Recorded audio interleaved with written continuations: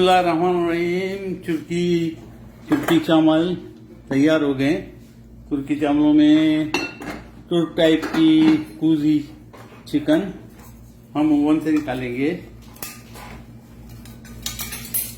मेरे ओवन में 2 चिकन तुर्की टाइप की कुजी चिकन है।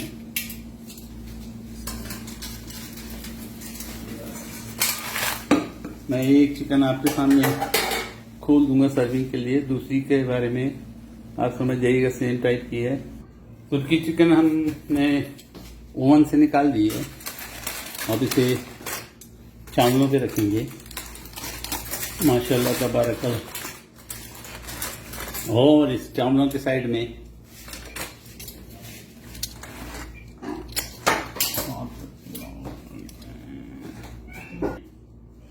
तुर्की चिकन मैंने एल्यूमिनियम से निकाल दिया, एल्यूमिनियम के ऑयल से निकाल दी। और ये इसमें लेमन है, बीच में अंडे हैं पड़े हुए। और मैं इसमें साइड में छोले चने मिक्स करेंगे इसमें चावल में। और किशमिश भुनी हुई तली हुई फ्राई की हुई किशमिश, ये किशमिश डाल दी मैंने।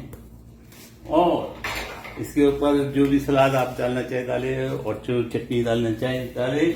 उम्मीद है आपको समझ में आ गया होगा। उम्मीद है आप भी जरूर पकाएंगे। रेसिपी मैं इसकी डिटेल में लिख दूंगा। मेरे दुआओं में आप याद रखें।